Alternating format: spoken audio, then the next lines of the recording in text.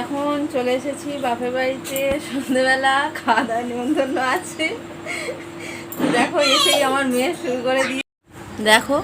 শুরু করে দিয়েছে হচ্ছে কেক নিয়ে বসে গেছে। পেস্ট্রি দাদু এনে দিয়েছে 2 পিস পেস্ট্রি। একাই ওরম হাফ হাফ করে খাবলে খাবলে খেয়ে নষ্ট করছে জিনিসটা। পুরোটা খাবে না, অথচ ওরকমভাবে খাবলে খাবলে খাচ্ছে। কেমন টেস্টি!